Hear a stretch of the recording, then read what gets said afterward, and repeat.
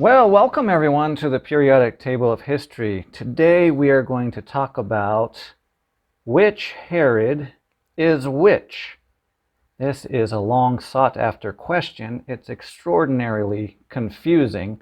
So we're going to jump into the periodic table of history and a bit of geography so that we can make our understanding complete about which Herod is which. So let's come in here to the Middle East. We'll get a little better picture of what's going on here. And we need to change our perspective just a little bit. That'll set the table for what's going on geographically. And then also thinking about the periodic table of history. Here's our timeline, 6,000 years of history. And remember that right in here is the time of Jesus Christ. And so before and after this is the time of Herod the Great and going into the time of Paul the Apostle and the persecution of the early church, and that's under the heading of Israel in the Middle East. Africa is also on here, but down here on this other graph, Egypt, the Berbers, and the Bantu are the most prominent groups in Africa, but we're going to be talking about Israel right now in relation to the Herods. So we will zoom up here into this area. This is the time period when Jesus Christ lived. And I'll just try to get a big picture perspective of this and a geographical perspective of this. So here we go. We have to understand that there are kingdoms coming in from every direction. That's just how it seems to be. It seems like when you stand up for truth, that really is just the way it is. You have enemies on all sides that are just ready to take whatever you have. So what we have here are the Edomites and the Nabateans. And this is the direction that the Herod dynasty comes from. Up in the northeast, we have the Parthians. And then we have the Romans with Mark Antony and Octavian. And then we have Cleopatra, the Egyptians, down here from the southwest. And now that we have our time machine zoomed in on our timeline here, I'm going to put a few markers in here. Here is Herod the Great. And then also notable are some other characters on the scene of history. Pontius Pilate over here, Caiaphas. Let's go up a little bit higher and we'll see Antipater, the Idumean, and Phasael. What we have to do is have a little bit of background information.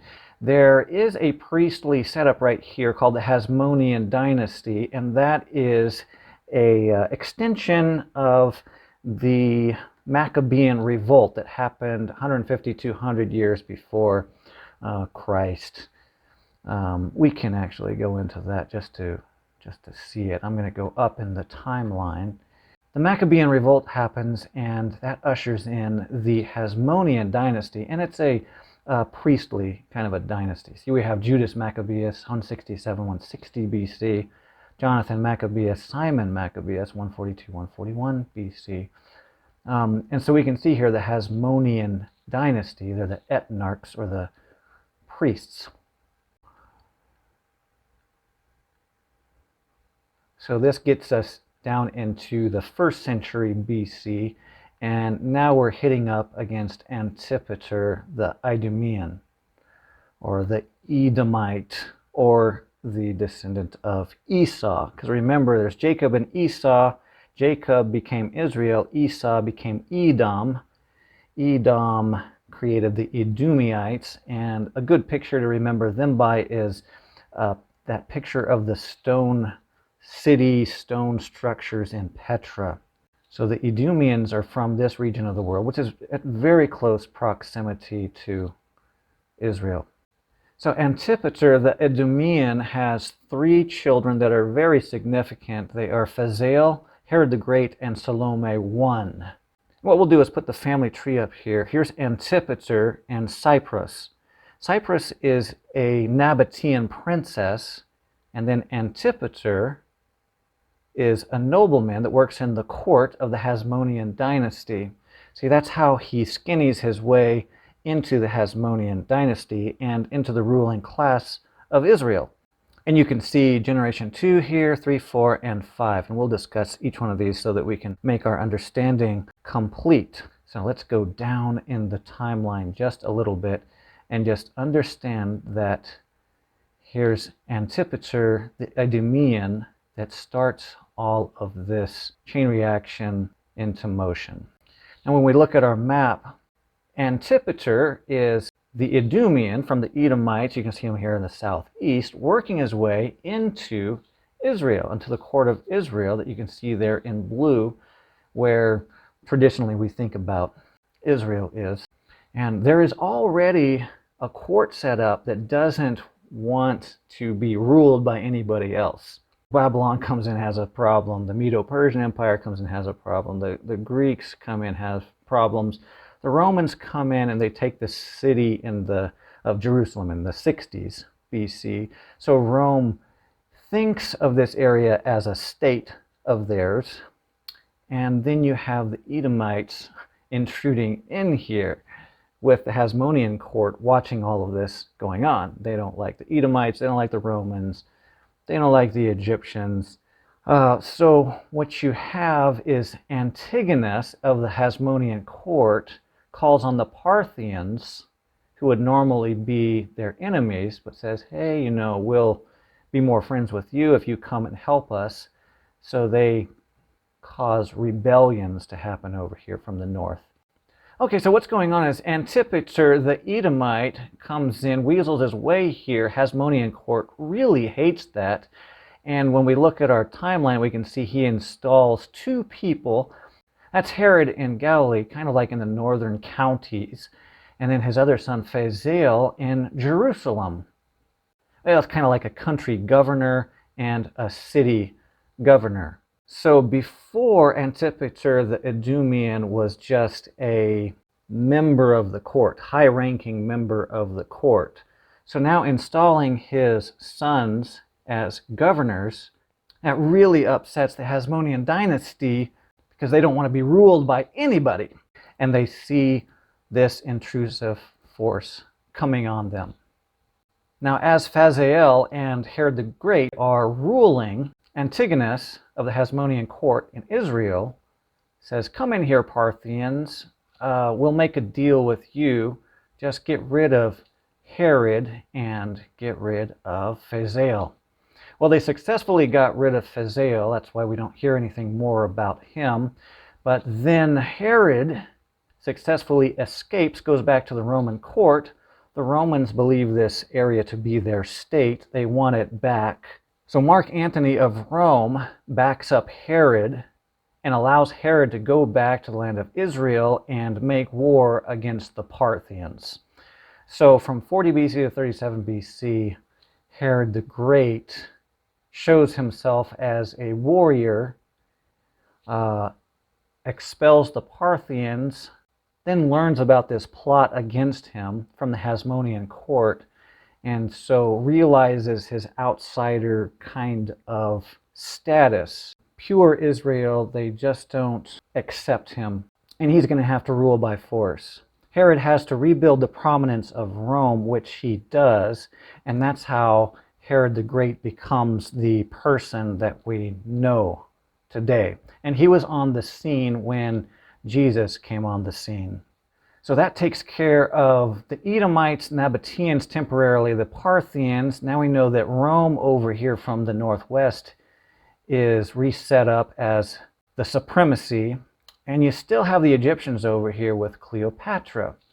So one of the things Cleopatra does is have an affair with Mark Antony. And in their will, Mark Antony had decided to give all of the Roman Empire to the Egyptians. So Cleopatra was pretty happy with this. Octavian of Rome was not. And Octavian is the one that becomes Caesar Augustus. It's Caesar Augustus Octavian. So it's very interesting how this story comes to play into the setup when Jesus actually comes incarnate. The Battle of Actium ensues in 31 BC, and Antony and Cleopatra are defeated. It's interesting that Herod the Great here, he has to realign himself because he's friends with Mark Antony. Mark Antony commits suicide, then Cleopatra supposedly takes poison, commits suicide, and then you're left with that Caesar Augustus Octavian. Herod realigns with Octavian, and now we have the real timeline of the supremacy of Herod the Great, carving out his own dynasty in the land of Israel. So the story itself is quite fascinating. And now what happens is in the Bible there are several scriptures that refer to Herod in some fashion or another. So let's show the genealogy chart here again. The next group of people that become prominent when we go down, because Herod the Great goes on 37 to 4 BC. Jesus is on the scene at this time because what the educated class long ago thought was time 1 AD was not 1 AD, or what they thought was the time when Jesus came on the scene was not what they thought. And so Jesus is on the scene here, 4 BC, maybe before that, 5 BC, 6 BC. There's a lot of arguments in different directions of when Jesus was actually born. So wise men from the east come back when Herod the Great is just about to die, and he is extremely irrational about his legacy and who's going to take the throne. He's had several plots against him. So while he's unhinged and really quite deranged, he orders the killing of babies that are 2 years or younger. And that is how we know him. Matthew 2 and Luke 1 are references you can connect to Herod the Great. So upon Herod the Great's death, there is the land problem and there is the heir problem. Who becomes the heir? So now we come to the Tetrarch. And pay attention to this genealogy here. Remember, Salome I is Herod the Great's sister. Herod the Great has 3 prominent sons, Philip, Archelaus, and Antipas. So Herod the Great takes Salome I, Philip, Archelaus, and Antipas, creates the Tetrarchy, and installs them in different geographical places in the land of Israel. Oh, let's see here. What I'm going to do is put a couple more arrows up here, because here's Archelaus, and then here's Salome. Also, Rome gives the contract of this land to Herod because they think he can govern this very wildly hard to govern area. So Herod, what we'll do here is we'll show the different chunks of Israel. Salome I gets this area. It's Phazael and Jamni. And there's different names of this, but these are resort areas that Salome. So this is Herod the Great's sister that takes this spot. Now Archelaus gets the lion's share, and that's what we think of as Judah. Antipas gets the purple part, and Philip gets the northeastern part. So that's how things are sitting. You think of this as the Tetrarchy, as there could be a monarchy as 1 and a tetrarchy as 4 rulers. So we have the 4 rulers here. And what's confusing about them that we can be unconfused with is that there are the 3 sons, Archelaus, Antipas, and Philip, and then the sister Salome. Now Archelaus reigned from 4 BC to 6 AD. That was when Jesus was with his family in Egypt. And remember, there's one scripture about that time, Matthew 2:22. When he heard that Archelaus did reign in Judea in the room of his father Herod, he was afraid to go thither. Notwithstanding, being warned of God in a dream, he turned aside into the parts of Galilee. See, that's why Jesus was a Galilean, and he was in Nazareth. He was also a Nazarene. Archelaus was banished in 6 AD. The way Rome set this up is after the heir died, the land would return to Rome, and it would become a province of Rome directly, instead of kind of a pseudo-monarchy with Rome backing whoever was in control. So we end up here with Salome. Archelaus, Philip on the timeline, and Antipas on the Philip. And so we can know Salome I reigned in 4 BC to 10 AD, and that piece of that land, remember the pink parts, this here and right here, those two pieces went back to Rome directly. Also, Herod Archelaus didn't last very long, went up to 6 AD, and that's why we see these governors start popping up. Because remember, Jesus was tried before Pontius Pilate, the governor. But then we also know Herod walks in. Of course, the confusing Herod. Well, what's happening here is Archelaus' piece of the land and Salome's piece of the land has been reconstituted into the Roman governorship, and now we have these Roman governors with Pontius Pilate reigning from 26 to 36 AD, which Jesus got crucified in 33 AD, and that's why he is in power on the scene at that time. Okay, so anyway, just keep this in mind. We have 1 here, 2 here. This tetrarchy becomes a duplarchy, and the duplarchy becomes a monarchy down here after everyone is killed off. But that tetrarchy just ends up right here. Salome, Archelaus, Philip, Antipas.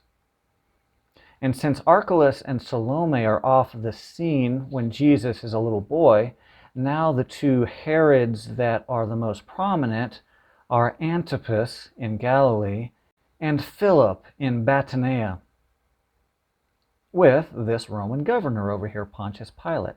So there's the Roman province that is encapsulating this area, with Antipas over part, Philip over part. So we hear Philip's name mentioned every once in a while in the Bible, and Antipas every once in a while in the Bible. Antipas is the guy we really are thinking of when we think of Herod, because of his interactions with Jesus. Let's go one step further also to repel some confusion about Salome, because there is a second Salome. We can see that Salome is here in generation 4. She is the daughter of Herodias, generation 3, who's in the same line with Antipas and Philip. John the Baptist told these rulers that they couldn't be wife swapping, and so these rulers were pretty upset about that, and the wives were very upset about that. So we hear one time in the Bible talking about Salome, the granddaughter of Herod the Great, that she danced, and Antipas said, "I'm going to give you what you ask." Salome goes to Herodias, asks for the head of John the Baptist. So this Salome is the granddaughter of Herod the Great that causes this death of John the Baptist, the head of John the Baptist on a silver platter. That is found in Matthew chapter 14. So remember, at this time, the Salome I, sister of Herod the Great, has already died off. That's the sister over here, has already died off. Salome, the granddaughter of Herod the Great, goes on and becomes the queen of Armenia. But just FYI, we need to understand that confusion. And so just take a minute and look at this picture so that you can understand where the players are in the generations, and that'll dispel the mystery about little Salome, the granddaughter of Herod the Great. Okay, so let's go a little bit further, because this is getting into the life of Jesus now. Remember John the Baptist is beheaded. Jesus starts his ministry, and now we have 2 Herods left. We have Herod Antipas and Herod Philip. Philip is a little farther north than Antipas, and that's why he is a little bit outside the loop. Because remember, Jesus does his work here in the middle, around the Sea of Galilee, around Nazareth, and then makes his way down here into Jerusalem. So that's why Herod is involved. But Philip is farther northeast. But Antipas is talked about quite a bit in the Bible. Yeah, so here Herod Antipas is reigning 4 BC to 39 AD, the time where Jesus conducts his ministry. So Antipas is Herod's youngest son. He's the one that ordered the execution of John the Baptist. So this Antipas here is the one that threatened to kill Jesus, and Jesus referred to Antipas as a fox in the feminine. So that's pretty interesting. Now, Jesus was on trial by Antipas. And remember, Antipas was the one that wanted Jesus to perform a magic trick, something like that. You can read about him in Matthew 14, Luke chapter 3, 9, 13, 23, Mark chapter 6, and Acts chapter 4 and 13. He's referred to as the Tetrarch in Acts chapter 13. Well, the end of Herod Antipas was he was banished to France by Herod Agrippa I. Now let's move on here to Herod Philip I, received the Golan Heights. Philip married his niece, so we would think that's a little bit strange by today's standards. He was mentioned briefly in Luke chapter 3. So he reigns all the way up to 34 AD, a little bit after the crucifixion of Jesus. And then these two areas, Batanea and Galilee, are consumed back into the Roman province, because these guys are done at this point. So Herod Agrippa I takes the reins of power. So now we get down here to Herod Agrippa I. Takes the reins in Batanea in 37 AD and the reins in Galilee in 40 AD. But because there was a break in the dynasty, both of these areas go back into the Roman province. And so even though Agrippa wants to call himself a king, like he's a great king, he's still subservient to Rome, so he is the governor. Rome considers him a governor, 41 to 44 AD. He's very colorful too. Okay, so we'll go to our map here and now. Antipas is out, Philip is out. This area is a Roman province.